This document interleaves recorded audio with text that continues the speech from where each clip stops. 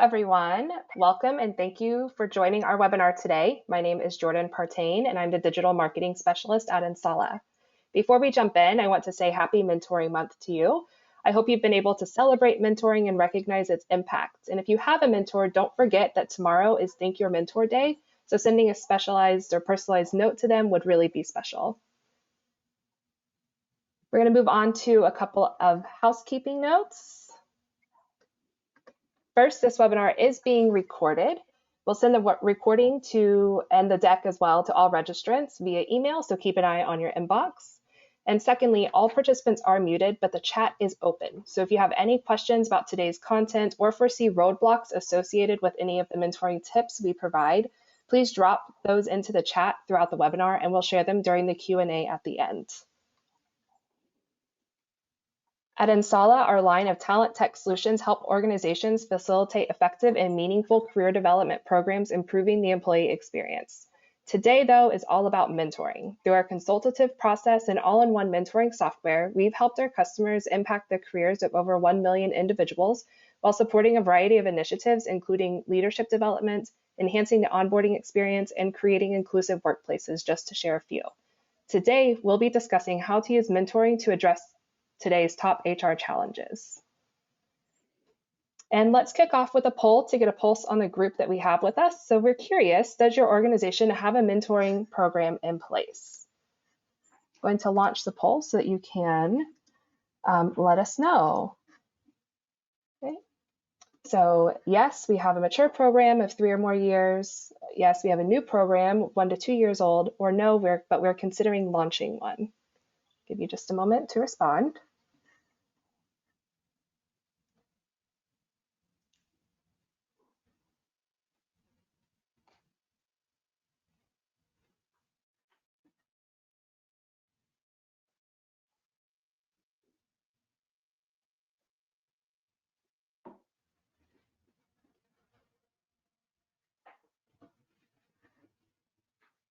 All right, so I'm going to close the poll and share the result.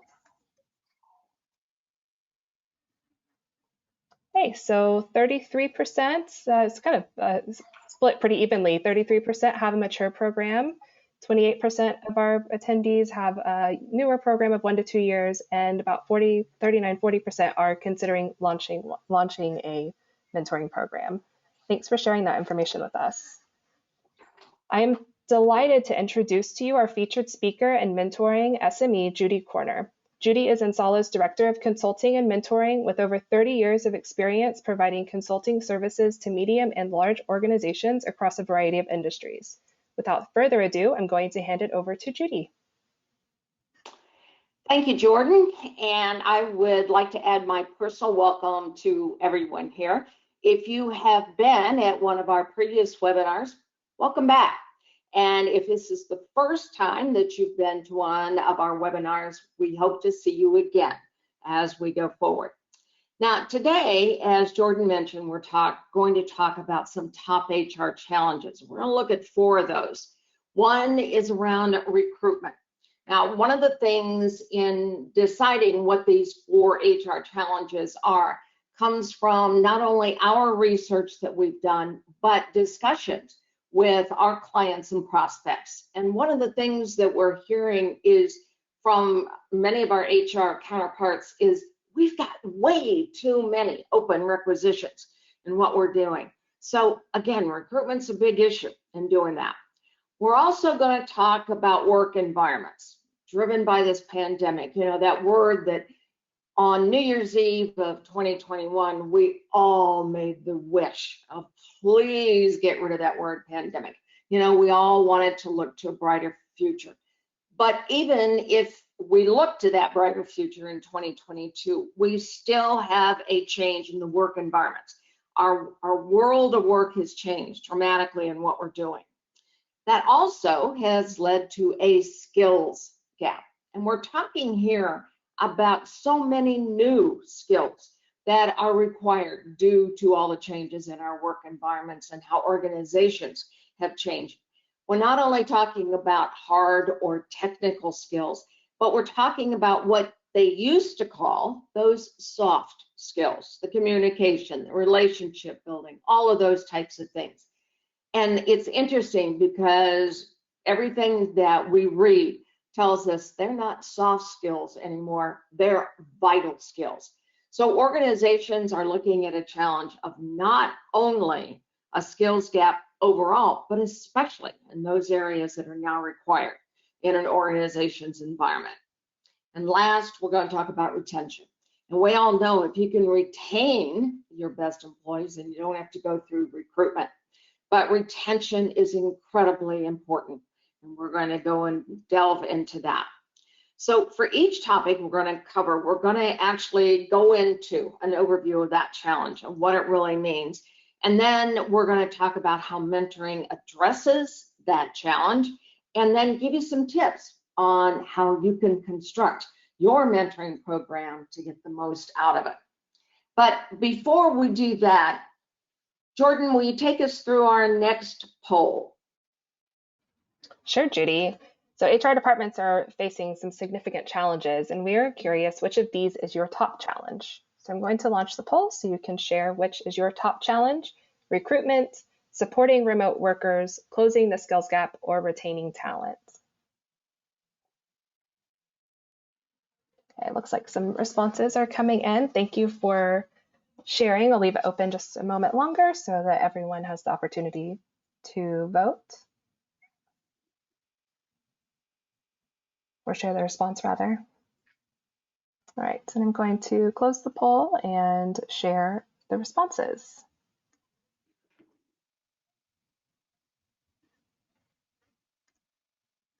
Okay, so it looks like 50% of our attendees today say retaining talent is their top challenge, followed by recruiting talent at 29% and closing the skills gap at 21%. So looks like teams actually, no one said supporting remote workers. So I guess we've gotten really comfortable with that remote environment for those that are. Great, thanks, Jordan. Yep. Mm-hmm. And again, wow, that 50% are retaining talent. It is important because again, if you can retain that talent, then you're not then swamped by the 29% of recruitment as you're going forward. So thank you, Jordan, as we do it. Okay, so we're going to start talking about one of those areas at 29% you talked about. And we're going to talk about some key statistics around recruitment that we know of in 2022. Everybody's talking about that difficulty of attracting employees into 2022. In fact, you can see here, 73% of respondents report trouble attracting employees, and that really is up over 2020. Here's the bad news. Nearly the same number of employers expected the problem to remain in 2022. So again, really got to get into not only the recruitment, but that retention that you guys talked about. 37% of candidates would take a lower pay for more upskilling opportunities. So that goes along with some of that skills gap that we've talked about. Plus, people want to know that they're not going to fall behind in their career in what they're doing. And then 89% of passive candidates evaluate your brand before applying. So part of what's happening is that people are spending more time at home. They're doing a lot more surfing in what they're doing, and they're looking at your website and your brand and what you stand for and what you're doing. And then this one we all know, an ineffective hire can cost up to 30,000 pounds, or that translates to $40,656. And that was based on the most recent going from pounds to dollars and doing that. For those of you that are involved in recruitment or anything in the HR industry, we all know that $40,656 is conservative in what you're doing. So it's not something, it certainly isn't less, and I'd be willing to bet it's more than that and going forward. Now, so why mentoring? What can mentoring do? Well, first of all, what mentoring does is it proves to candidates there's an ample opportunity for development in the organization in what they're doing. New hires learn what the role looks like, and they gain confidence in feeling early on. I mean, that feeling of being empowered and saying, you know, I'm not going to join this company and then get left out in the cold in what I'm doing. So, you know, it's really going to help me to know that there's a mentoring program to help me. And then we all got to go back, that return on investment that we talked about, that was a conservative estimate. And we know it's probably a lot more than that. So here's some tips on setting up your mentoring program for recruiting that really can and help you. First of all, make mentoring a part of your company culture and brand. If you've got a mentoring program in place, you need to put it on your website. You need to let people that are surfing and looking at your company culture, and is this an organization I really want to work with? Let them know you've got it and that it exists and how successful it is. And then make sure that when a new hire comes on board, that you start them right away with a mentor to really help them become a part of that culture and let them feel they're really developing right away. And then, as I mentioned before, put some of those success stories on your website. Was talking with an organization the other day, and they're going into another phase of their mentoring partnerships. But, you know, one of the biggest things that came across was all the success stories, especially from mentors, not just mentees, but from mentors saying they couldn't believe how much they learned from their mentees. So again, make sure people know this. Okay, some statistics then about that work environment. And not that many of you really thought this was an issue, but we found that it really still is. Better work-life balance, the top reason people choose to work remotely. 77% of remote workers say they're more productive when working at home. 74% of workers say that if they had the option to work remotely, that would be a less of a reason for them to leave the company in doing that. So the three biggest challenges, though, associated with working remotely are unplugging. I mean, it's not like you can walk out of the office at 5 or 6 or something like that. So, you know, it's kind of like the computer's always there. So being able to unplug. The other thing is that sense of alone. And, you know, I'm sitting here in my office and I'm alone in what I'm doing. And then the third reason is being able to communicate and collaborate with others and being able to. So those were kind of the top 3 reasons why, you know, that were a challenge for individuals that were working remotely. So why mentor? Well, first of all, it improves individuals' professional networks. Another thing that we have learned over several years is we talked about one of the greatest gifts that a mentor can give to a mentee is access to their network. But what we're also beginning to find and getting feedback is the mentee can share their network with the mentor. So it really works on both sides and really begins that, you know, looking at that collaboration feeling. Employees have a go-to peer resource. If I'm an individual and I've got an issue or a challenge, it might be easier for me to talk to my mentor than it is to maybe talk to my manager or someone else that I think, you know, they might think we're kind of, you know, why'd you ask that kind of question? So it's easier to go to your mentor, someone who's a peer, and doing that. So here's some tips on how to make your mentoring program really successful for remote workers. First of all, assign a mentor to an onboarding from the very beginning. Make that individual know they are not alone in what they're doing. And then find an easy way for mentees to choose their best fit mentor. Having a mentoring technology tool will help in this. In fact, we have in our technology tool, we have a 93% best match. And this comes from the individuals themselves, not, you know, we haven't made this up. This is something that people report. So, you know, having a mentee being able to pick or choose their own mentor really gives them a sense of empowerment and a sense of really engagement in what they're doing. Make meetings accessible and flexible with technology. You've got to be careful if you are a large organization and you use several different technology tools, which we all do nowadays. Make sure the mentor and mentee both work. It's not going to work for the mentor to use GoToMeeting and the mentee to use Zoom if they're not familiar with each other's type of technology. And then create ERGs.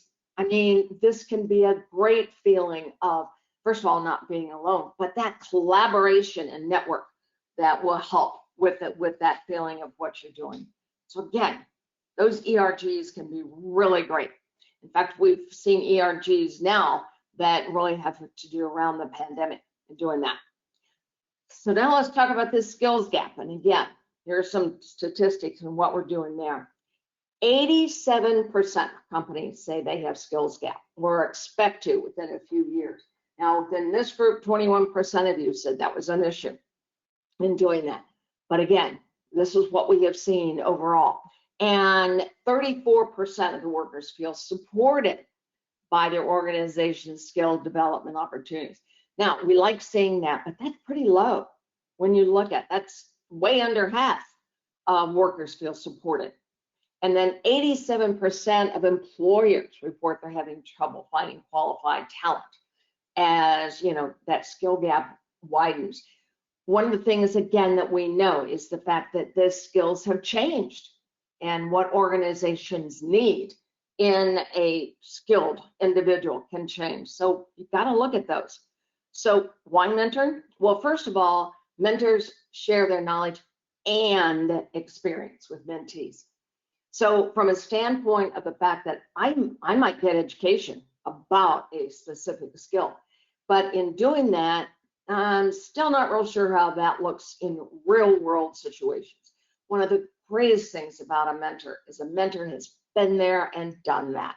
So sharing that experience can be incredible. The focus of the mentoring partnership, it doesn't have to be on just harder technical skills, but it can really be on those soft skills also. And that becomes important because in the past, most of the time, the soft skills were actually looked at from being just in a workshop situation. So really looking at some of those from the mentoring, and again, how those skills are actually experienced. And here's some tips on setting up your program then. First of all, conduct an annual skill competency assessment, not a training needs analysis, because you're not sure sometimes if a training program is going to hit all of the areas of skills you want. So make sure it's a skill competency assessment. Also, match mentees and mentors based on those skills for development and doing that. Many times individuals think mentoring is about promotion, and we don't believe that at all.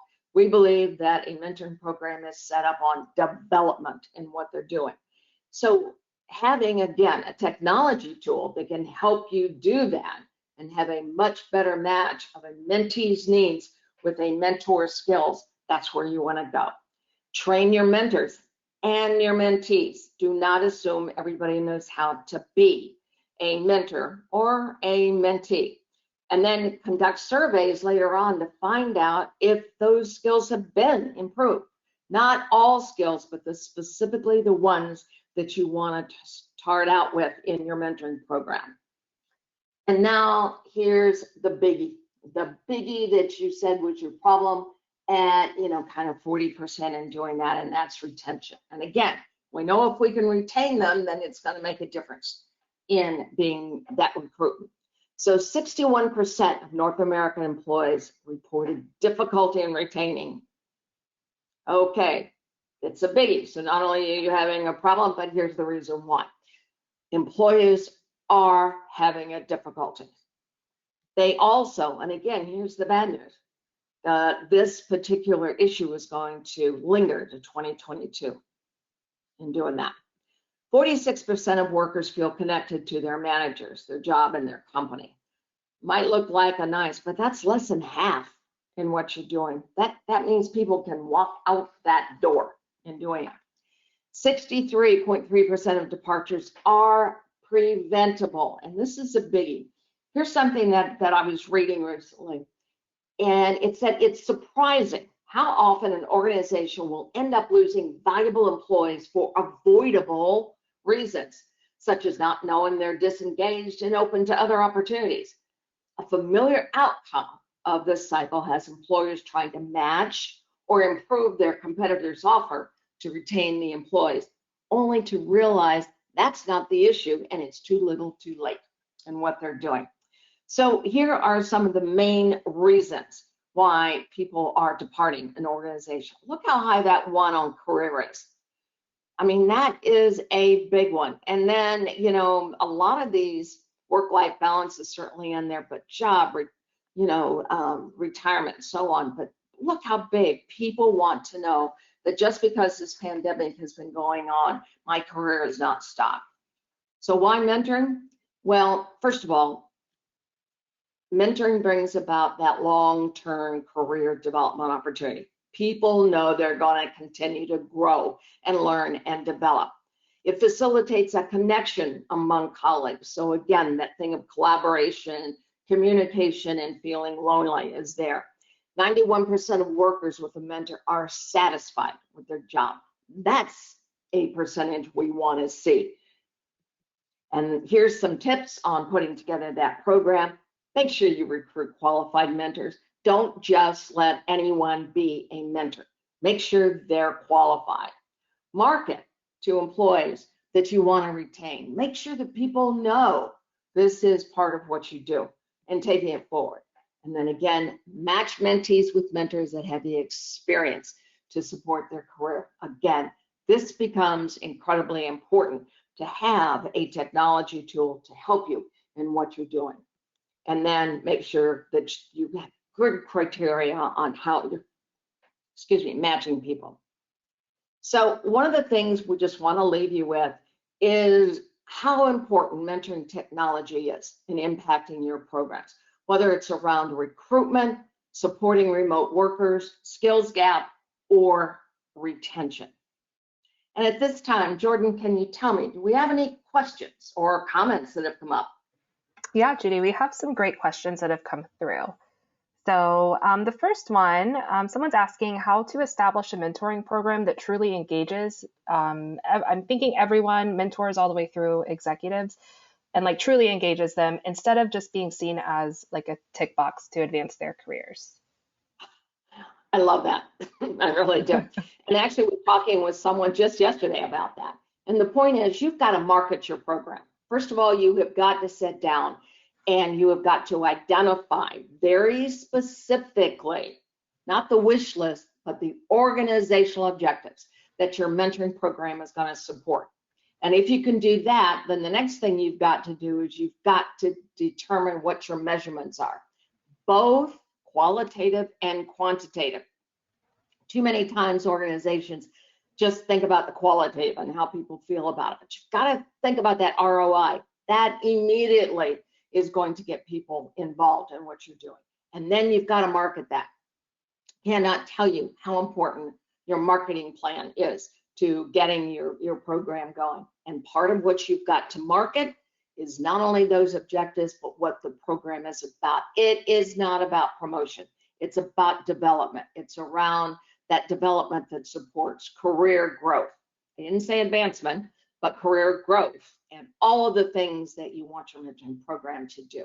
So if you can look at it that way, then you probably hit all of the WIFMs, what's in it for me, for all levels of your organization. And again, that's great. Don't make it just a click off the box kind of thing. Thanks, Jordan. Yeah, that's a great point. Okay, and here's another one. How do new employees know who to select as a mentor? Their network is so small when they're starting out, which is an excellent point. Yes. One of the things that we talk about with the mentoring technology is you can do self-matching. The individual can go in and they can say, here's what I need, and they can do self-matching. But you're right, they don't always know exactly the right person. So they can get help from the program administrator, and the administrator can help them that way. The other thing, though, that can help is that we find many times in these situations that when the mentee identifies exactly what it is they want to learn, there's an algorithm that kind of says, guess what? These are the individuals who have got those skills, knowledge areas, whatever it is that you're looking for in doing that. And then they can kind of look at, well, gee, this person maybe comes from this university. I can connect with that. Or you're looking at the profile to find information about them. But again, one of the greatest things, especially for an onboarding program, can be having a program administrator that can really work and help that move forward. Yeah, that's great. That makes sense to have someone that's really helping facilitate those matches, you know, when people are new and just starting out at an organization. Let's see. Absolutely. So we have another question. What if we don't have enough mentors to fulfill the types of programs that we're wanting to launch? Oh, such a typical question that we get. And usually the biggest reason that you can't come up with enough mentors has to do with what I call historical misperceptions. And one of the historical misperceptions about mentoring is that, you know, if I'm going to be asked to be a mentor, I mean, this is like a lifetime commitment, and it's going to take hours and hours, you know, of my time. But you need to set up the profile for a mentor, and you need to let them know that actually we're asking for, say, an 8 or 10 month commitment. We're asking for a minimum of 2 hours a month. And suddenly if the mentor sees that, or the individual, you know, applying or thinking about being a mentor, it's like, oh, well, I can work with that, you know, and go through that. So that doesn't sound so daunting, but that really has to do with those historical misperceptions around mentoring. Another thing that we're finding is individuals who probably are qualified to be mentors, but they're thinking, yeah, I don't know how to do this. And so make sure that they understand that you are going to offer training on how to be a mentor. You also need to give them a kind of a role profile or a job description of what it takes to be a mentor. One of the things that I always say is, you know, you wouldn't ask anybody to take on a role that, number one, they didn't know what it was about. Number two, they didn't have the skills to implement that role. And number three, you didn't give them some training on the role. So guess what? Being a mentor's got the same situation. Thanks, Jordan. Yeah, great. Thank you, Judy. Those are yeah, really clear answers. And thank you everyone for submitting those questions. They're great. If we did not get to your question in this discussion today, we will get in touch with you via email. So keep a lookout for that if we didn't get to your question. And I just want to say thank you everyone for joining Insala to discuss winning with mentoring this year. We really appreciate you signing in and hope that you learned a few tips that will help you with your 2022 mentoring strategy. At the when the webinar ends today, there is a quick survey. So if you have a moment, we would appreciate your feedback and any comments about the content or any content that you would like to see in the future. It will really help us. And then also, if you have any other questions or looking for additional resources, please reach out to either Judy or myself. We're happy to get you the resources that you need. So happy mentoring, and don't forget to thank your mentor tomorrow. Thank you very much.